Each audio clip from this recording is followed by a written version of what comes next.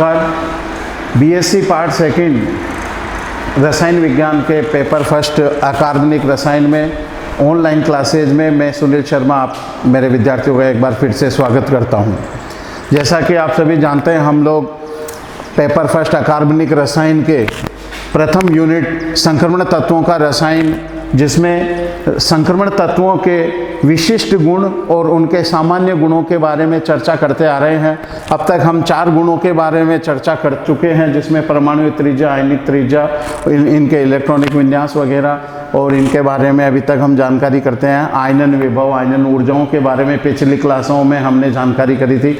आज हम इसके 5 से लेकर 7वें गुण की ओर बढ़ते हैं। तो 5वें नंबर पे इसका आता है संक्रमण तत्वों का गलनांक बिंदु। छठा नंबर पे आता है संक्रमण तत्वों का क्वथनांक, और 7वें नंबर पे आता है संक्रमण तत्वों की क्रियाशीलता के बारे में। तो सबसे पहले 5वें गुण पे फोकस करते हैं, संक्रमण तत्वों के गलनांक बिंदुओं के बारे में। संक्रमण तत्वों के गलनांक जो हैं वो सामान्यतः उच्च होते हैं। क्योंकि इनके आयनन ऊर्जाओं के मान भी अधिक रहते हैं। इस कारण से इनके जो सामान्य गलनांक है उनके मान उच्च होते हैं। अब इनके गलनांकों का अवलोकन कीजिए तो सबसे पहले बात करते हैं प्रथम श्रेणी के प्रथम सदस्य की, स्कैंडियम की, जिसका गलनांक बिंदु है 1423 डिग्री सेल्सियस। टीआई की 1677 डिग्री सेल्सियस। वी वेनेडियम की 1917 डिग्री सेल्सियस। क्रोमियम की 1900 डिग्री सेल्सियस। मैग्नीज की 1244 डिग्री सेल्सियस। आयरन की Fe की 1539 डिग्री सेल्सियस। कोबाल्ट की 1495 डिग्री सेल्सियस। निकिल की 1455 डिग्री सेल्सियस। कॉपर की 1083 डिग्री सेल्सियस। जिंक की 419.5 डिग्री सेल्सियस इनके गलनांक बिंदु हैं।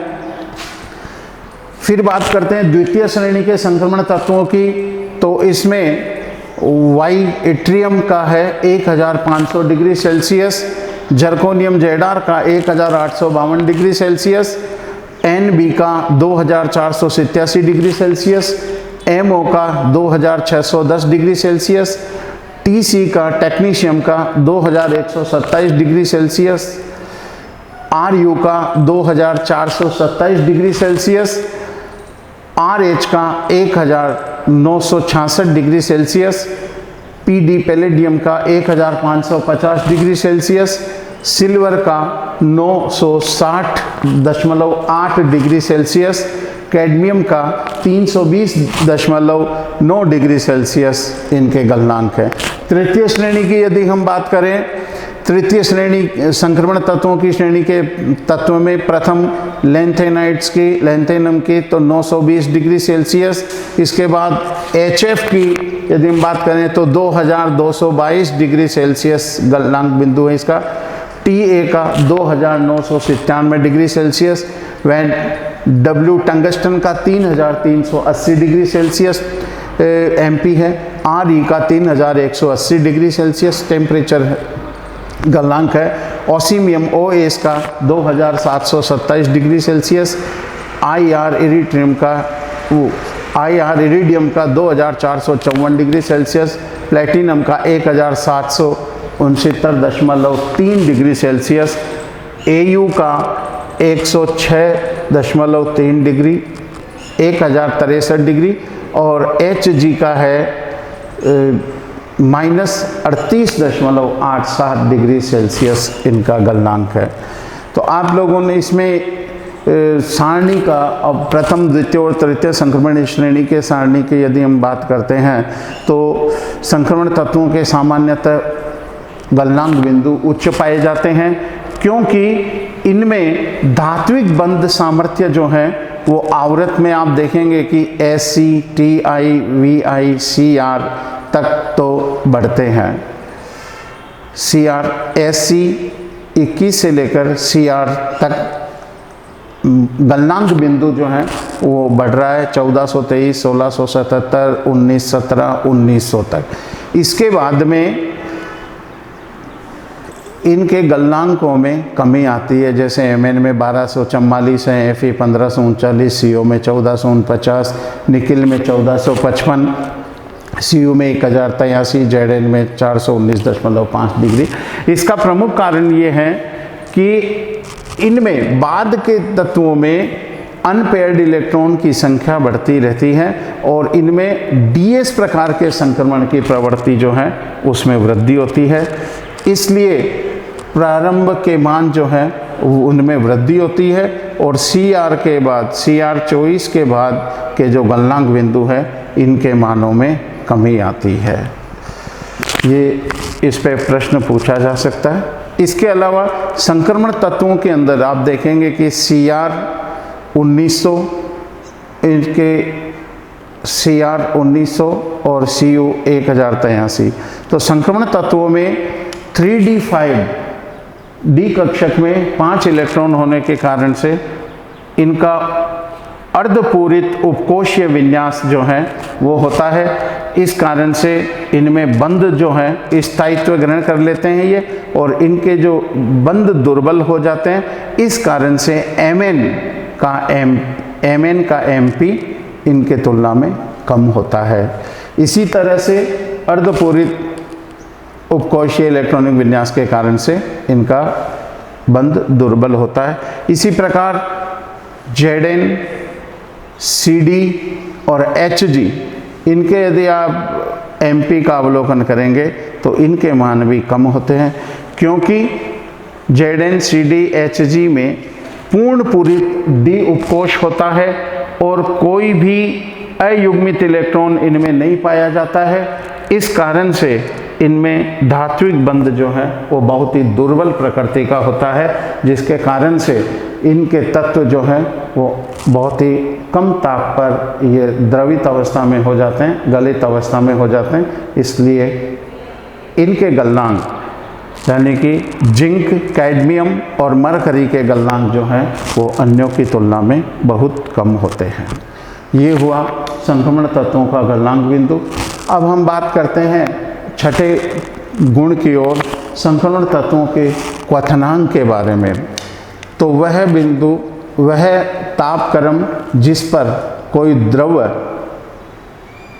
उबलने लगता है, क्वाथ होने लगता है, या क्वाथ होते होते जिसमें तापमापी में ताप स्थिर हो जाता है, वह उस द्रव विशेष का क्वथनांक बिंदु कहलाता है। जैसा कि आप जानते हैं, तो यहाँ संक्रमण तत्वों के क्वथनांक बिंदु पे हम बात करें तो इनके क्वथनांक जो हैं, इसके प्रथम श्रेणी के तत्वों के बारे में बात करें, scandium 2480 degree Celsius, TI 3280 degree Celsius, vanadium का 3380 डिग्री सेल्सियस, क्रोमियम का 2642 डिग्री सेल्सियस, एमएन मैग्नीज का 2041 डिग्री सेल्सियस, एफई का 2887 डिग्री सेल्सियस, सीओ का 2877 डिग्री सेल्सियस, एनआई का 2837 डिग्री सेल्सियस, सीयू का 2582 डिग्री सेल्सियस, जेडएन का 908 डिग्री सेल्सियस, वाई का 3230 degree Celsius, ZR का 4380 डिग्री सेल्सियस,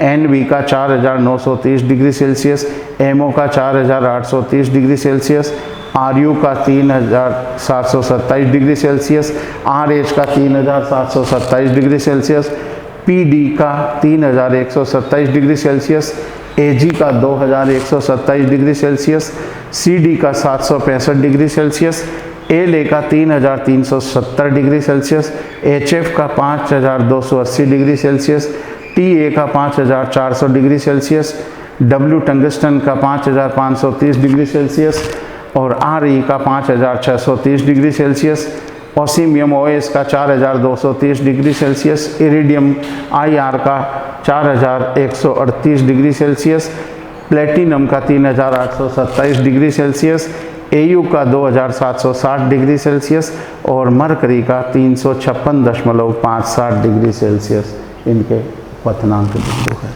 इनके क्वथनांक बिंदुओं का यदि आप सामूहिक रूप से अवलोकन करेंगे तो इसमें ये ज्ञात होता है कि डी कक्षकों में 5 इलेक्ट्रॉन तक, 1 2 3 4 और ये 5 डी कक्षकों में 5 इलेक्ट्रॉन वृद्धि तक इनके क्वथनांक बिंदु में सामान्यतः वृद्धि पाई जाती है, जैसे 2480, 3280, 3380।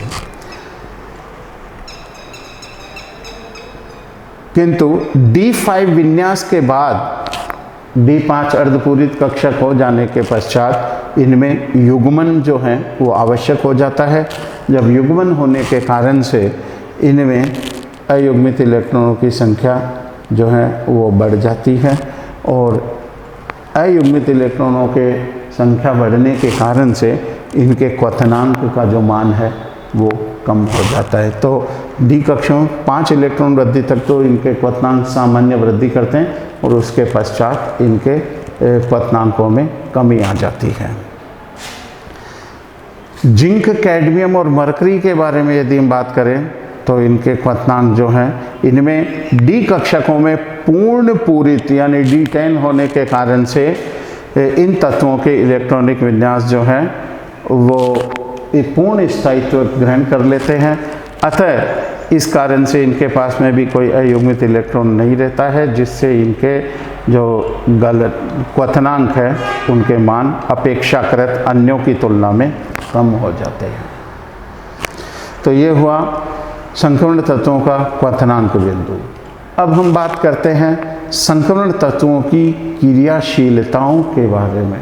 तो जैसा कि आप जानते हैं संक्रमण धातुओं में आयनन विभव के मान सामान्यतः उच्च होते हैं। प्रथम आयनन, द्वितीय आयनन, तृतीय आयनन ऊर्जाओं के मान, आयनन विभव के मान जो हैं वो उच्च होते हैं। उच्च आयनन विभव होने के कारण इनमें डी संक्रमण पाया जाता है, जिससे इनकी ऊर्ध्वपातन ऊष्मा के मान को सहसंयोजक बंध की तुलना में उच्च करता है। इस कारण से इनके जो संक्रमण धातु हैं इनके आयन आसानी से जल अपघटित नहीं हो पाते हैं। इन्हें उच्च ऊर्जा की आवश्यकता होती है। अतः आसानी से जल अपघटित न होने के कारण से संक्रमण धातु जो हैं उनकी क्रियाशीलता अपेक्षाकृत कम होती है। अतः हम ये कह सकते हैं कि संक्रमण धातु जो हैं ये बहुत कम क्रियाशील होते हैं, क्रियाशीलता इनकी कम पाई जाती है। इनमें Au49 और प्लेटिनम 78 जो हैं ये निष्क्रिय धातु के रूप में जाने जाते हैं। निष्क्रिय धातु जो क्रियाशीलता जिनकी कम होती है। और अंत में चलते चलते हम एक बात करेंगे जिसमें है कि प्रथम से द्वितीय और तृतीय संक्रमण श्रेणी में जाने पर धातुओं की क्रियाशीलता भी कम होती जाती है। तो ये हुए आज के हमारे बिंदु, जिसमें संक्रमण तत्वों के रसायन गुणों के बारे में आज हमने बिंदु 5 से पढ़ना शुरू किया था। गलनांक, संक्रमण तत्वों के क्वथनांक और संक्रमण तत्वों की क्रियाशीलताओं के बारे में हमने जानकारी प्राप्त की। उसके बाद आगामी ऑनलाइन कक्षाओं में हम पढ़ेंगे संक्रमण धातुओं की उत्प्रेरकीय सक्रियताओं के बारे में। तो अब इजाज़त दीजिए सुनील शर्मा को। नमस्कार।